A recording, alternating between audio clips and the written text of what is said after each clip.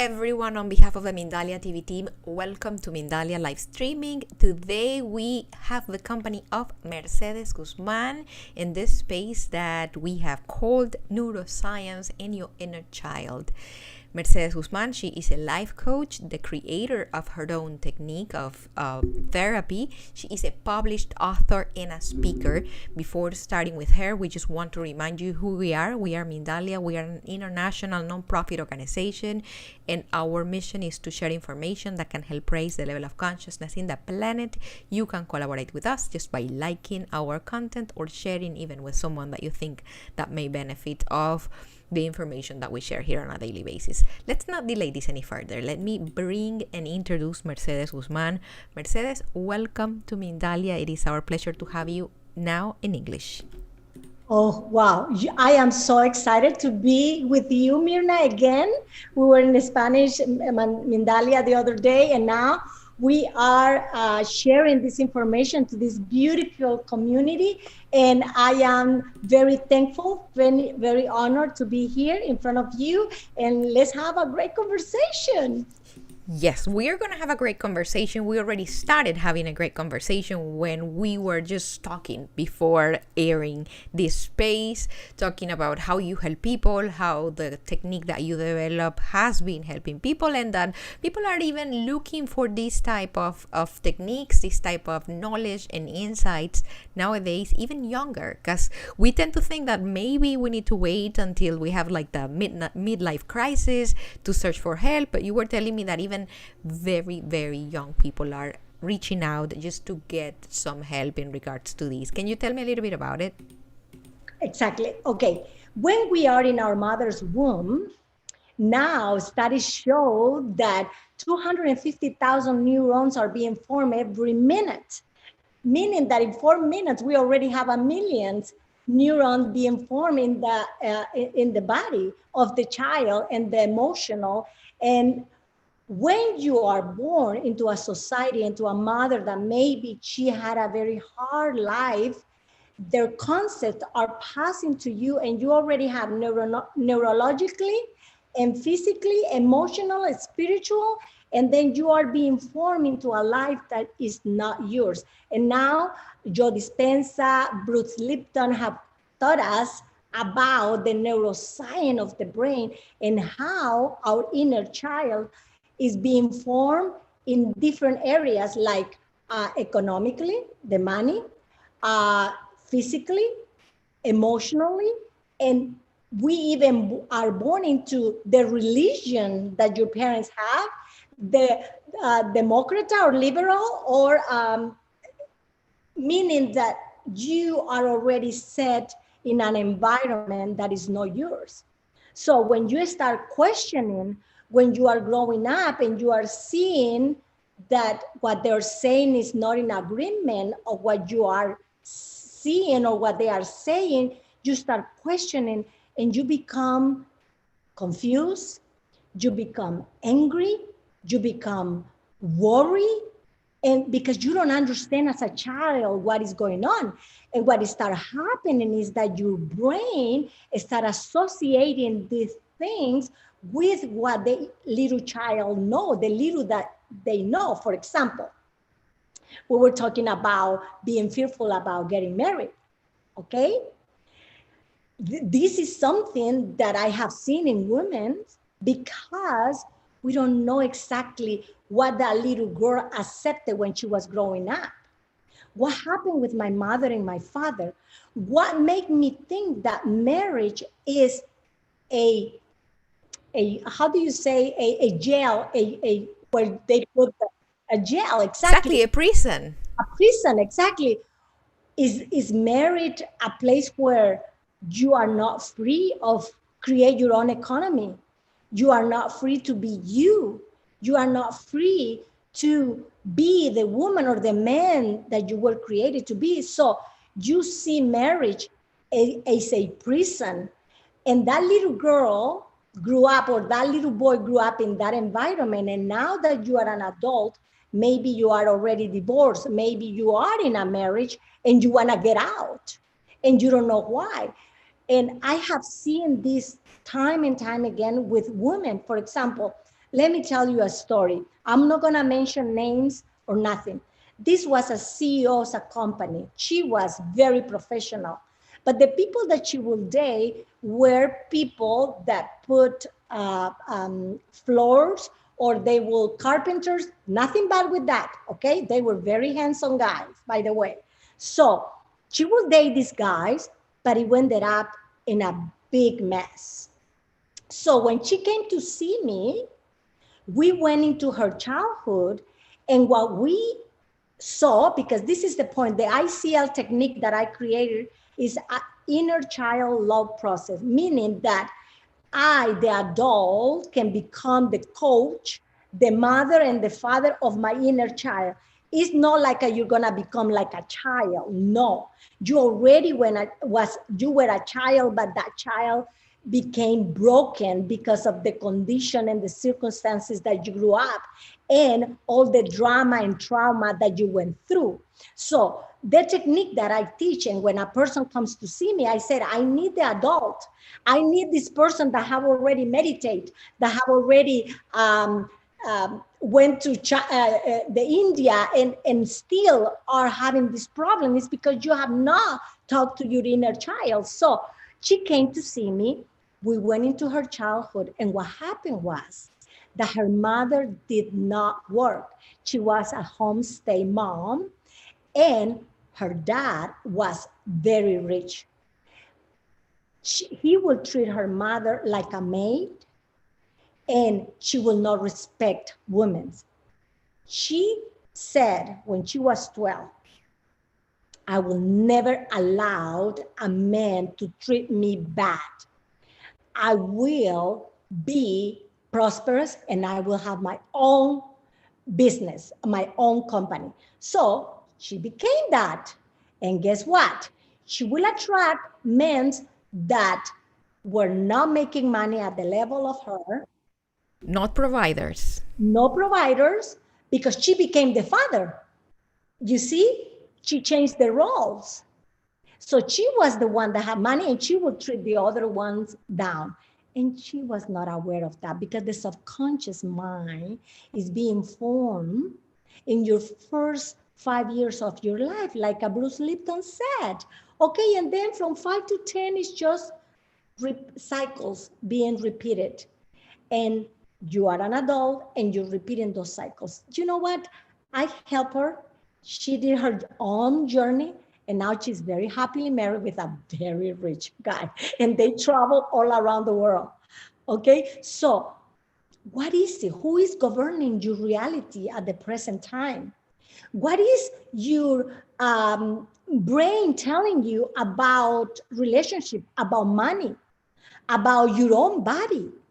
What is your brain? Your neurons are connecting. For example, I always tell my clients, okay, if you are not Salvadorian, you will never guess what is this? Bread with chicken. People say bread with chicken, and they start telling me all that. But if the person is Salvadorian, quickly the brain knows what is that, pan con pavo in Spanish, okay? So, but if I talk to a Mexican and I say chilaquilas, quickly they go, oh my God, or buñuelos. You know, because your brain already know how that food is from your country. But if you don't have any idea of the food of a certain country, your brain will not connect. You know what comes to my mind? Actually, when you say Thanksgiving and you're immediately drooling because you start thinking about all the food on the table. You're not thinking about the hugs, you're not thinking about the emotional part, but you're thinking about the food that's going to be on the table.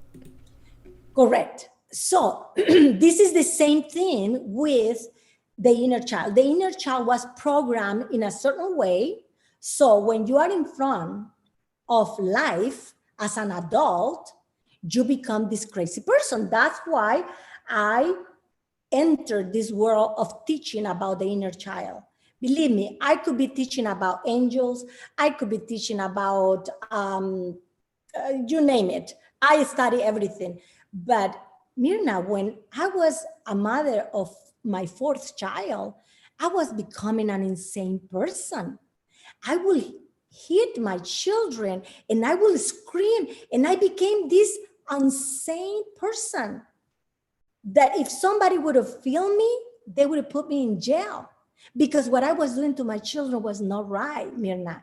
And I have forgiven myself, but then I had a childhood regression. That's what I do. And oh my gosh, what I saw.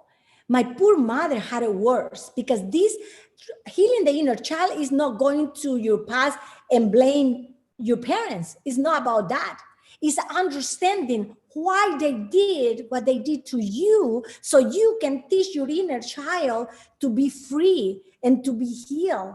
Meaning that you go into your brain, and that's what it's called neuroscience and the inner child, is because you go into the past and you understand. For example, I have another example. This is beautiful, okay? This guy suffered of abandonment, okay? Every woman will abandon me. So I become a very hard person, and I push the woman to abandon me. So when we went into his childhood, what happened was that when he was 6 years old, her mother took the oldest daughter and the baby to another city and left him with some friends. The mother told him that he would just take the little baby, not the oldest, that she would leave the oldest daughter with somebody else. When they came back from the trip, he had a worse weekend with that family. It was traumatic. They didn't treat him right. So when the mother come back, she showed him the pictures, and there was his sister. He felt so betrayed at that moment by her mother, and he felt that his mother abandoned him, and he was only 6 years old. When I took him into the past, he saw that the mother could not take him, because she knew that her oldest daughter will take care of the baby, and she will be doing her what she needed to do in the city. And he was super active child that she maybe will lose him in the city. But in his little mind from 6 years old was something that he could not forgive his mother. Can I ask you something? Yes. The way I'm understanding what you're saying is more of a journey of understanding and compassion. A compassion that probably, unless you are in the, or you have the context and the mind of an adult and that can understand that sometimes we do things that probably our children are not going to understand, we won't be able to understand what our parents did to us. And the other thing that I find interesting is that, you refer to inner child, and we may think that this is something metaphorical, but actually you are referring to the stage, like the biological and the chemical state of our brain in the time in which the wounds were caused. Am I right? You are so to the point. Okay, you're good. Okay, this is so interesting what you say, because there are triggers in our environment. For example, your husband or your wife ask you something, and that trigger a neuron pattern in your brain that goes to your past, to all the time that he did that, and you react. And the person just tell you, I just answered you. I don't know what I said, Can I tell you what happens to me? Let's full disclosure here. In my case, if someone asks me, like, where are you going? At what time you think you're gonna be home? Or they kind of ask me some sort of explanation about what my itinerary could be on a certain day, it triggers something disproportionate. Correct. And you become like, why I did act that way? Why I said what I said? Who answered? Who was that person? I was doing a session, and this beautiful girl, she started dating this guy 2 months, and she was already feeling that he will abandon her. And oh my gosh, when we took her into her childhood, she met her dad when she was 7. Now that she has to go to a date with him, it took him 2 hours to get dressed. And then she said that she become this other person. And she doesn't know why she started acting this way. When we went into her childhood, she met her dad when she was 7. He was a married man. Her mother had 2 kids of him. She will dress these girls like they were going to a pageant. And then she will say, just say no, say yes, and just become very educated. And she said that she did that till she was 10 years old. Then after 10, she will go like, F this, I'm not doing that. And she started arguing with her dad. So time forward, she's dating. I took her into her childhood and she saw that the guy that she's dating, it looked like her dad. And she knew that her dad one day will abandon her because he left. So who is running your life? Is a 7-year-old, a 13-year-old?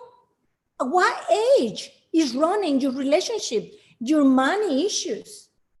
Okay, I remember my husband always had a great job. I was a homestay mom because I have 5 children. My baby's 22 now.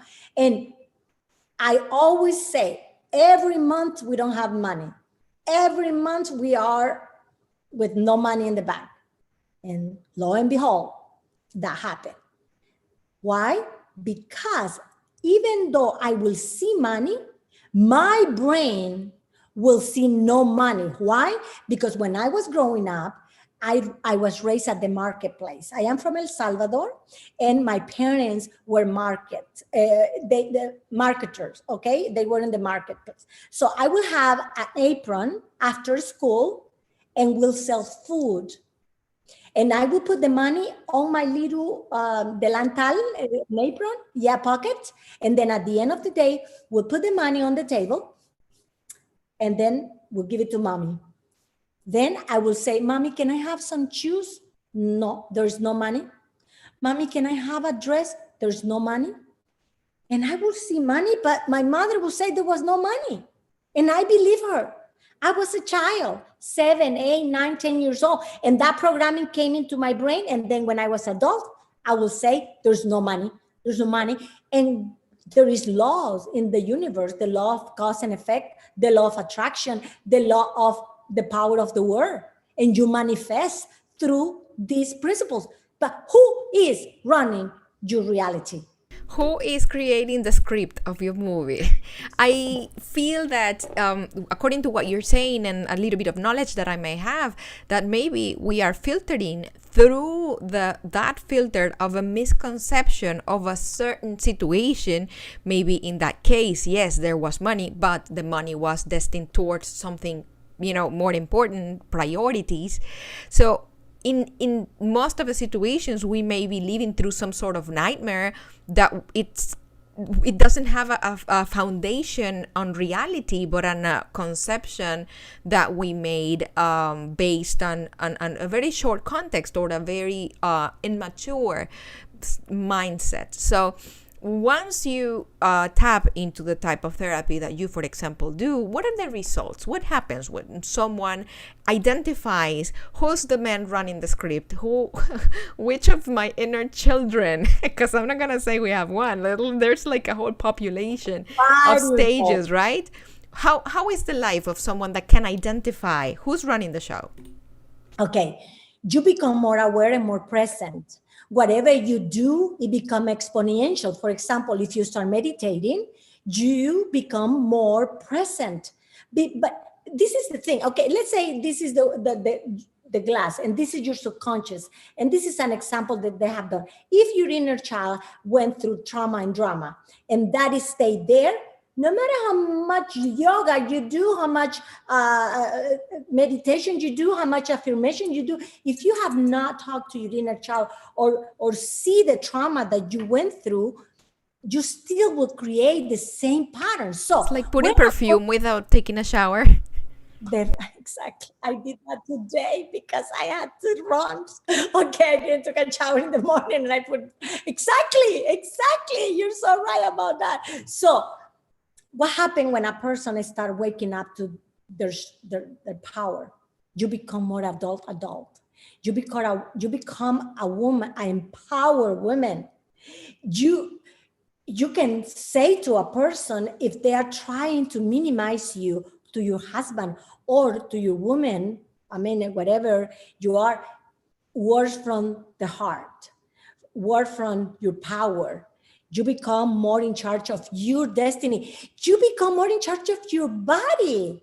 Because if a little child, this happened to me, my mother became very obese, not obese, but overweight. Okay, so in my brain, my little brain, I will see my mother from when I was 7. I will see her walking me toward the school. The school that I went, they accepted underprivileged kids, and I was one of them. I had the best education. But guess what? Parents will drop off their kids in their car, and or there were buses that will take in the kids. I had to walk toward the school, and I will have a little clothes to clean my shoes. So my mother will bring me, and she will have her apron, her, she was a woman from the marketplace. She didn't dress up or put makeup. And I remember I would go into the back. I didn't want of my classmates to see my mother. And then my eyes caught in my mother's belly. And I was just like, so when I start growing up and having my own children, having 5 children, guess what became very big in me? My belly. Because that inner child was seeing that my mother was a mother. I became a mother. My body will become like my mother and like my grandmother. When I started understanding, I said, no, Merceditas. Mommy didn't know about nutrition. I do. And now I have my own body. Mirna, I do. It's not a perfect body, but it's my body. It's not the body that that little girl was creating. So you become more empowered. You become more present. Whatever you do, exponentiate. You become more wealthy because you have gift. So you start creating your own economy.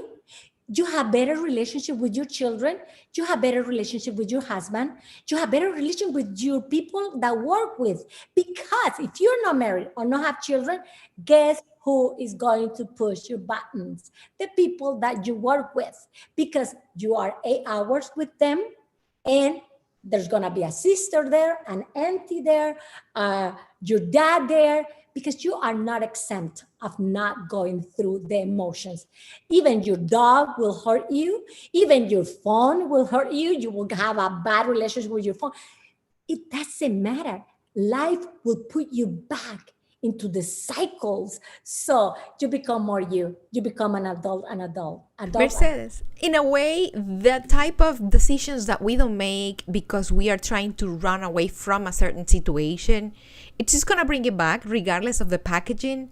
It's like whatever decision you make trying to escape a certain situation, it will show up. You don't worry that, as you said, even your dog is gonna push your buttons. Is it easier to heal, for example, with your parents, with your siblings, once you are aware of that situation? Yes, and this is one thing that I learned, that when you are not happy with your siblings, guess what block in your life is money. Okay, I learned from a doctor, and I thought, oh my gosh. And then I start teaching people about their siblings, and I said, how was your relationship with your sibling? Oh, I don't want to talk to her. I don't want to talk about him. Oh, he brought so much pain into my life, and still. So we're not, okay, when you understand that you guys were in the same boat, that you guys were suffering, and every one of you were interpreting life according of past life, okay? Because every person had their own awareness when we are here. So that's why it can be one event happening in the family and the siblings interpret it differently. Okay, why? Because you already have your character. So something that for your brother was not a big thing. For you, it was. Okay, so if you don't have a good relationship with your sibling and you start healing the inner child, you start seeing compassion. You start feeling compassion for your sibling and understanding them. But that doesn't mean that you will go and have a coffee with them, because they are maybe toxic people. So I teach what is called the scientific prayer when we are doing the inner child work, and we start holding these people in the light. And you don't connect to their problems, you connect with their soul, and you bless them. And eventually, 10 years from now, you will see that your siblings are all loving to you. And you don't know what happened. But it's because you start healing your inner child. Yes, your siblings can heal, your mother can heal, but it's not your purpose. Healing your inner child is not to heal others. It's to understand what went through you, and then you honor your parents living your own life, not their life. It seems like, although it's not the purpose, it's like an inevitable result. Along the way, through time, you're going to start seeing that whatever reaches you, it's going to have that energy of plenitude. Correct. And it took me years to understand this. I went through my own process with my own mother. I didn't want to talk to her. I felt that she would judge me right away. So it is a process. That's what I call inner child love process, because it doesn't happen right away. But if you are healing your inner child, you will see the changes in you right away. You will see, oh, here you comes, my beautiful 7 years old. Let me explain to you. One of the things that we didn't have was to have a normal childhood. We couldn't play. Okay, we had to work from Sunday to Sunday and go to school. And my mother, because she never went to school, she will say, if you don't do what I tell you to do, I will get you out of the school. And for me, school was my safe haven. Okay, so for me, it was like, I didn't know what I was doing, but I would be like, whatever. So I didn't have a normal childhood. We were working all the time. And if we go to play, it was with guilt. What am I doing? What am I doing wrong? Okay, so I have my children, and guess what? When my husband will sit with their children to watch a movie, you will see me like this. And I will not sit with them. And I will say, why are they sitting? And I am working. And it was my inner child that could not sit. When I understood this, I would say, Merceditas, I would call her my little Mercedes. Let's sit down, my love. Let's watch this movie. It's okay. So you start talking to your inner child like, are you talking to a real person? Yes, you will see crazy. I don't care. This technique works. When you start talking to that part of your brains, those neurons that have fired up, and you start saying, it's okay. We can relax. Now I can wake up at 8 o'clock in the morning and watch a good movie, and I don't feel guilty. It's something very interesting that you're bringing up, and it's guilt. It looks like this is like a companion that's always with us. For some reason or another, at a certain point through our life, we felt guilt for something, maybe for playing, maybe for not doing whatever responsibilities or chores we had or we were supposed to be doing. How do we get rid of that? How do someone that is 40, that is 50, and have that burden of guilt? What would you say to someone with that problem? Okay, emotions are there to be felt, but when they go off the roof, that is your inner child. You always can feel guilty because maybe you didn't show up to your friend's party. But if you feel like you did something wrong and that you cannot talk to her because you're feeling that she will judge you, that is your inner child. So when you start realizing that I am going over roof with this, it's awareness. De Mello, his name was, he was Anthony de Mello. He wrote a book Oh, you're amazing. Okay. Anthony de Mello, he wrote a book called Awareness, Awareness, Awareness. Okay. When, right now, we are in the digital technological era. You can see all the videos, Mindalia, okay? All these amazing people. You learn and you learn and you learn and you learn, okay? But if I am not aware that I am learning this, but then I react this way when I learn how to tap, how to do this, that means that I'm not putting attention to my inner child. My inner child is running my show. So it doesn't matter if you're 40, if you're 50, if you're 20, if you start putting attention to your inner child, eventually you will feel more in charge. And I'm talking by experience. I didn't feel in charge. I even let my kids run my life. Do you imagine that I would call, because I have 5 children, my 4th child, I still call him Mauricio. That's my brother's name. That's how messed up my brain was, that I had so much fight with my little boy. Like, you cannot believe it. Oh, and then I start realizing my Merceditas from 10 years old will fight always with my Mauricio because he was a pest. Okay, poor thing. But then I realized, no. So the moment that we start realizing who is running my show, why these emotions are going over the roof. Just recently, I had a wake up call myself.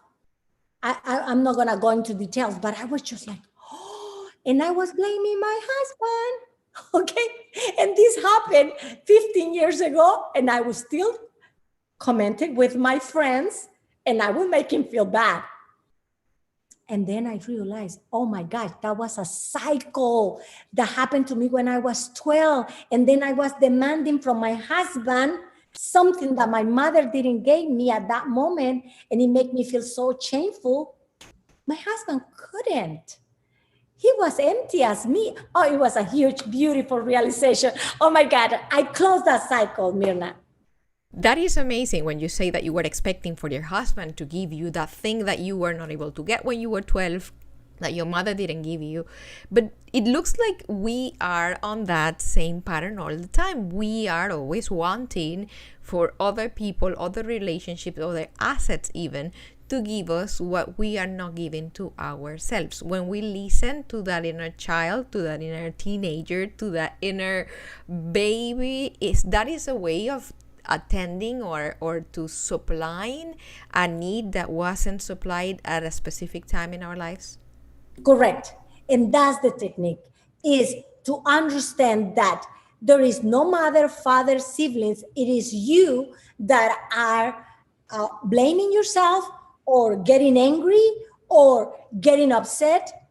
It is in your laps now to go back and tell that little girl, that little boy, that he is enough, that he belongs, that he deserves everything that he needs, because we live in an abundant universe, that we live in a world where we can create from our center, that we are beings that have lived millions and millions of lives, or we have come into this existence, that we will maybe go back into another world, that we are powerful creators. If that little boy, little girl knows that, I promise you that your life will expand. My life has expanded.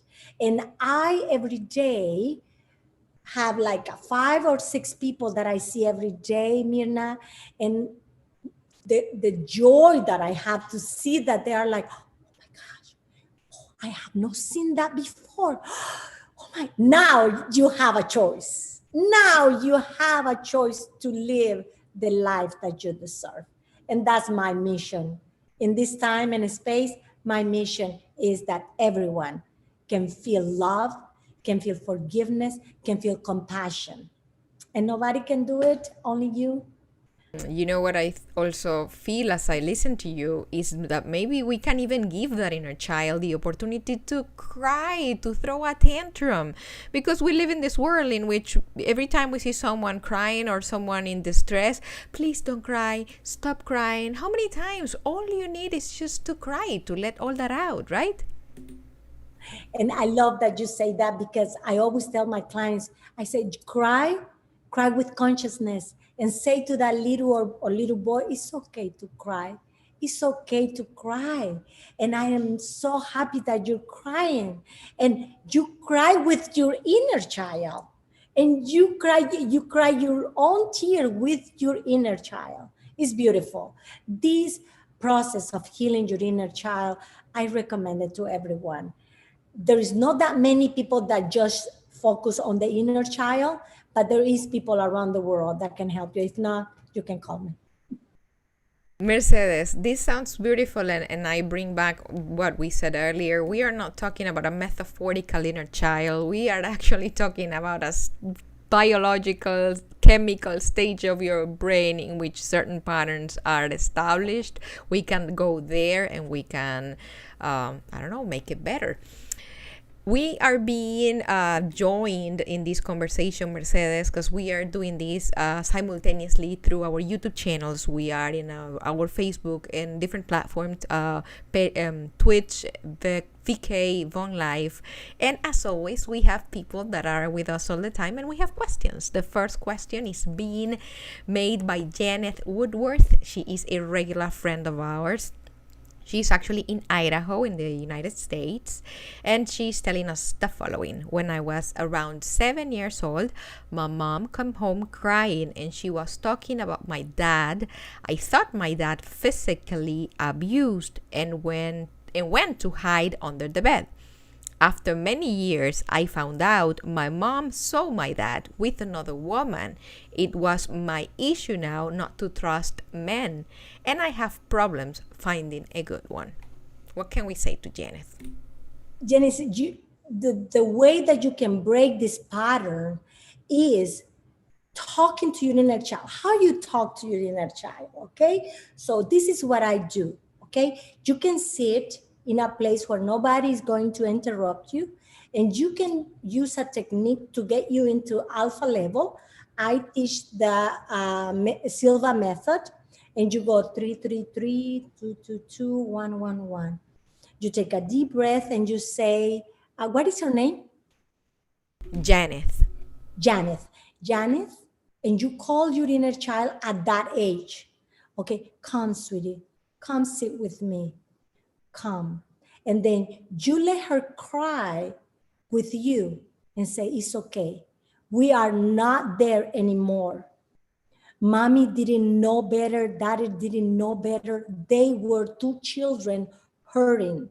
They were hurting so much that they could not see that they were hurting you. But I will protect you. You can trust me that I will help you. So that's the first step that you can do. Talking to your inner child and saying they didn't know better, because it's true. Our parents didn't know better. We thought that they knew better, but they didn't. They were broken.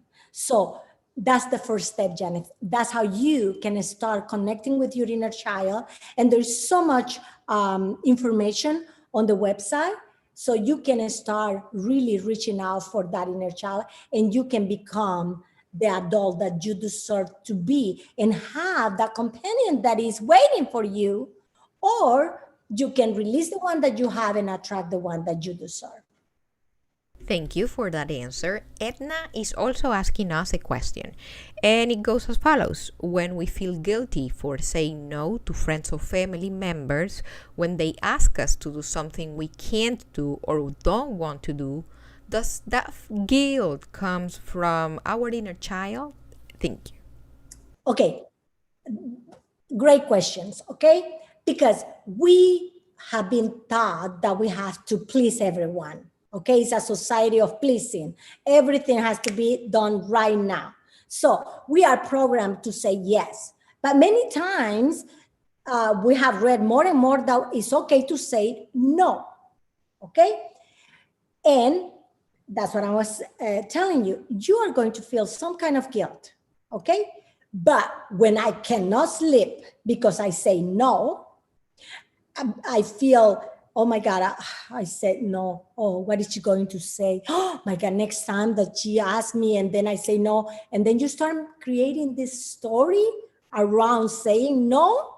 That is your inner child. And you say this, okay? You say, what age of me is feeling guilty? And quickly, I promise you, the inner child will show up. Oh my gosh, my Merceditas, when I start talking to her, she shows up like that and tell me stuff. Okay, so you can ask your inner child, why am I feeling this way? Yes, go ahead. I'm listening to you as per what I've heard before. It looks like it may take a little bit longer when you start doing it, but for what I see, for you, it's something that happens very fast. You have trained yourself to identify it, right? Definitely, yes. And it's a process. It's a process. Once you start talking to your inner child, that little girl, that little boy will tell you information that you could not think about it. And you would go like, oh my gosh, I never thought this way. That's where I got this information. So next time you're going through something hard, stop, talk to your inner child and say, okay, Mirnita, tell me, why are you feeling this way? What is going on? Tell me. And your inner child will give you a memory, will tell you something, and it's amazing because you go directly to the root. And the brain is just amazing. Definitely something worth exploring. Mercedes, let me tell you that we have reached the end of our conversation. I feel that this went super fast, but of course, before we leave, it is your chance to give us your closing thoughts. Okay, life is beautiful. Life is willing to give us everything that we want. And you maybe have created great abundance, a relationship, and still don't feel fulfilled. I invite you to connect with that part of you, that inner child, that beautiful little boy or little girl that is waiting behind a door, or maybe is under the bed, or maybe is in a corner crying. I invite you to reach out, invite him into your reality. And that moment that you invite that inner child into your reality, you're going to have a gift from heaven, because that little boy, that little girl have knowledge and talents that when you start reaching out for her, your life will become an amazing and blessing life for you and for others. So let's connect with our inner child every day, forever and ever. Forever and ever. Thank you, Mercedes. Of course, before leaving, we just want to remind the people that have been watching us that Mindalia is an international non-profit organization that you can collaborate with us, liking our content. You can share this video with someone that you think that may benefit of what we've been discussing here today. You can subscribe to our channels, follow us in our different platforms. You can even donate in our website, www.mindalia.com. When you do that, you are just helping us reach as much people in the planet as possible, and you are helping us create more content like the video, like the conversation we had today with Mercedes Guzman. Having said that, we have nothing else to say, but once again, thank you, and we hope to see you very soon in another live streaming. See you soon.